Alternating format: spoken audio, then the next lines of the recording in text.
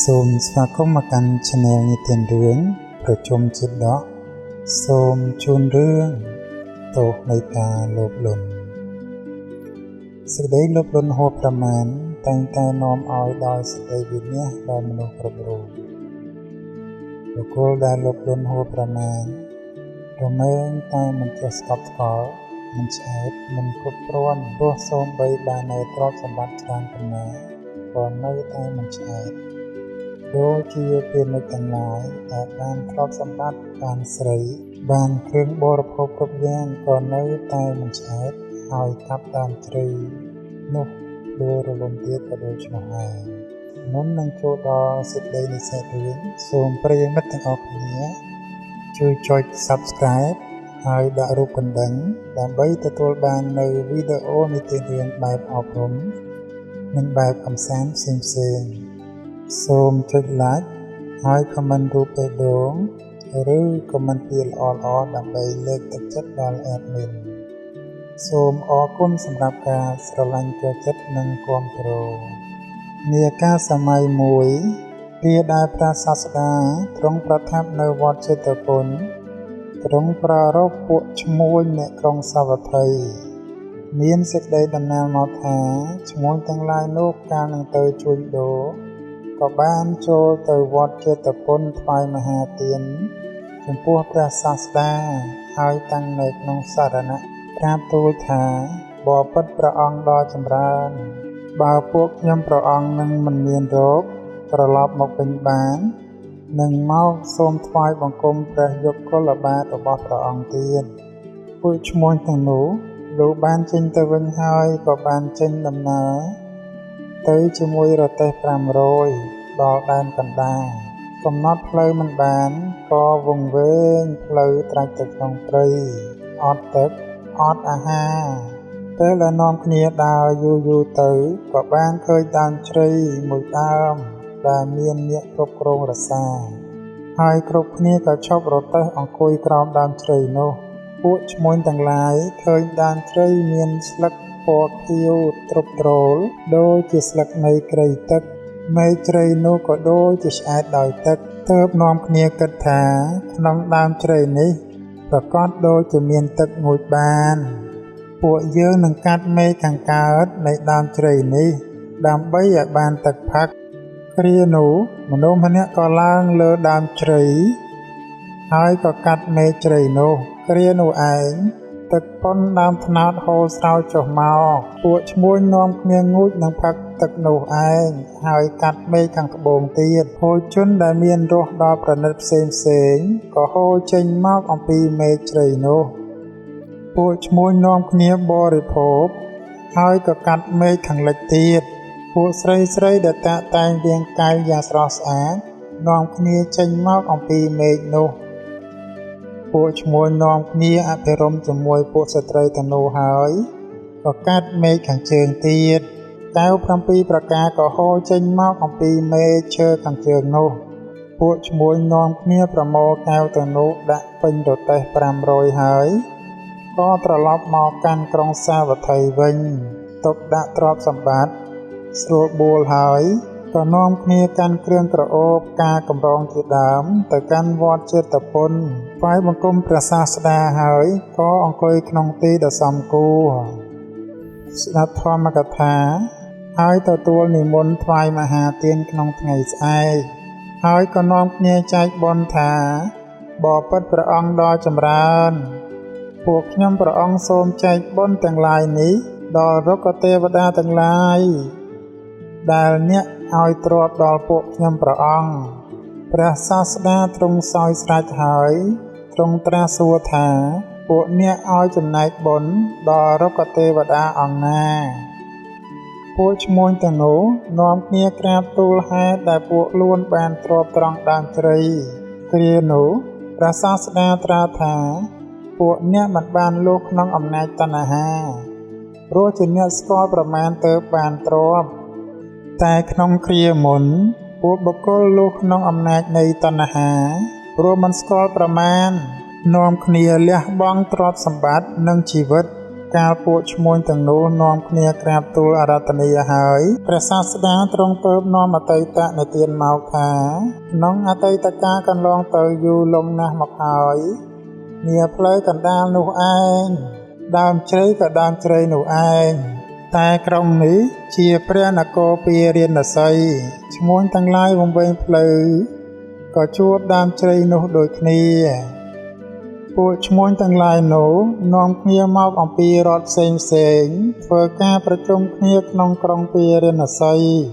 តាំងឈ្មួញម្នាក់ឲ្យជាប្រធានហើយនាំគ្នាជញ្ជូនទ្រព្យត្រឡប់ពួកឈ្មួញទាំងនោះមកដល់ដែនកណ្ដាលមិនមានអាហារមិនមានទឹកបានឃើញដើមជ្រៃធំមានម្លប់ត្រជាក់គួរសប្បាយគួរមនោរម្យក៏នាំគ្នាអង្គុយសម្រាកក្រោមម្លប់ជ្រៃនោះឈ្មួញទាំងឡាយដែលល្ងង់ត្រូវមោហៈគ្របសង្កត់រួមគ្នាគិតថាដើមជ្រៃនេះស្រស់ល្អមុខជាមានទឹកហូរឡើងសូមពួកយើងទាំងអស់គ្នាមកជួយកាត់មែកខាងកើតនៃដើមជ្រៃនោះចេញមើល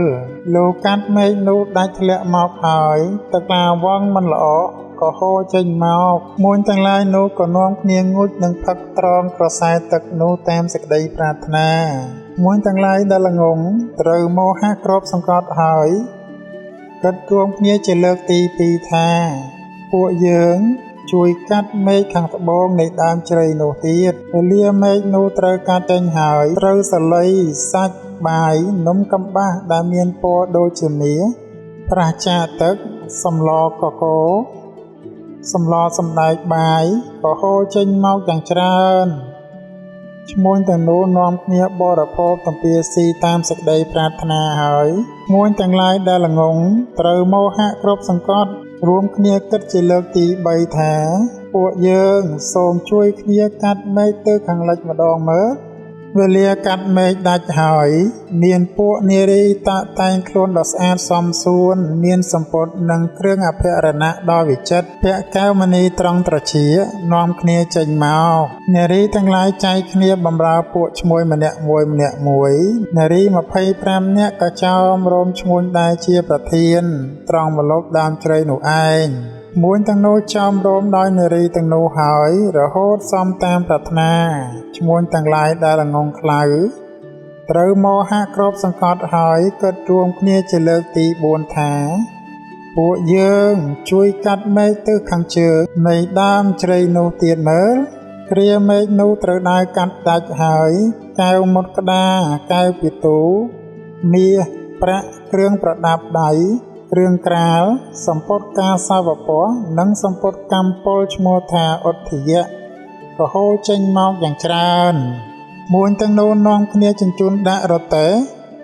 ទាំងនោះរហូតដល់ពេញតាមសេចក្តីប្រាថ្នាឈ្មួញទាំងនោះដែលល្ងង់ខ្លៅត្រូវមោហៈគ្របសង្កត់ក៏បានគិតរួមគ្នាជាលើកទី5ថាពួកយើងចូលកាត់គល់ដើមឈើនេះចេញតែម្ដងទៅក្រែងបានរបស់ច្រើនជាងនេះទៀតរំពេចនោះនីកងរទេះទៅក្រោកឡើងគង់អញ្ជលីស្រែកសូមឡើងថាមនាលឈ្មួញសម្លាញ់ទាំងឡាយអើយដើមជ្រៃនេះធ្វើខុសអ្វីនឹងអ្នក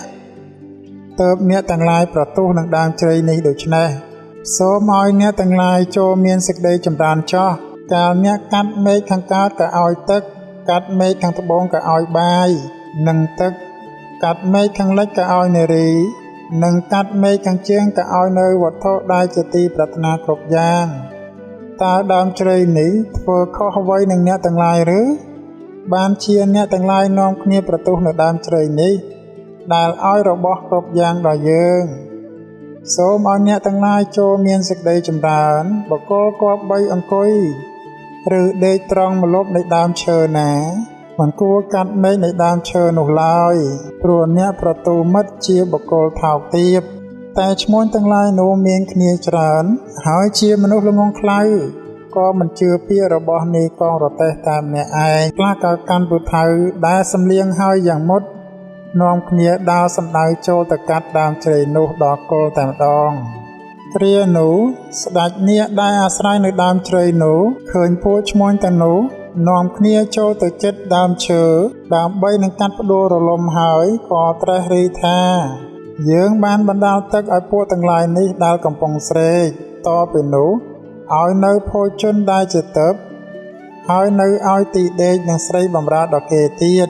តពីនោះនៅឲ្យរតនៈពេញប្រទេស500តែថាឥឡូវនេះពួកទាំងឡាយនេះនិយាយគ្នាថាពួកយើងនឹងកាប់ដើមឈើនេះឲ្យដល់គល់ទៀតមនុស្សទាំងឡាយនេះល្មមពេកហើយយើងគួរនឹងសម្លាប់ពួកនេះឲ្យអស់វាលែងតែនាយកងរទេះតែម្នាក់ប៉ុណ្ណោះគ្រានោះឯងស្ដេចនាគបានត្រៀមកងសេនាបង្គាប់ថាទាហានប្រដាប់ក្រោះចំនួនប៉ុណ្ណេះចូលចេញទៅទាហានអ្នកកាន់ធ្នូចំនួនប៉ុណ្ណេះចូលចេញទៅទាហានកាន់ខែចំនួនប៉ុណ្ណេះចូលចេញទៅគ្រានោះឯងអ្នកទាំងឡាយក៏នាំគ្នាទៅពួកពាក់ក្រោះ25នាក់ពួកកាន់ធ្នូ300នាក់ពួកកាន់ខែលចំនួន6000នាក់ហើយបានប្រាប់ពួកអ្នកទាំងឡាយនោះថាអ្នកទាំងឡាយចូលចាប់ពួកនេះចងហើយសម្លាប់ចោលចោះកុំទុកជីវិតឲ្យពួកវាឡើយវាលែងតែនាយកងរទេះតែម្នាក់ប៉ុណ្ណោះក្រៅពីនេះចូលប្រហារជីវិតវាគ្រប់គ្នាឲ្យផោផង់ដូចជាធូលីចោះនាគទាំងឡាយនោះក៏បានធ្វើតាមបញ្ជាស្ដេចនាគបានសម្លាប់ពួកឈ្មួញទាំងឡាយដែលល្ងងខ្លៅវាលែងតែនាយកងរទេះតែម្នាក់ប៉ុណ្ណោះហើយក៏បានជញ្ជូនយកទ្រព្យសម្បត្តិគ្រឿងក្រាលប្រភេទល្អៗជាដើមទុកពេញរទេះ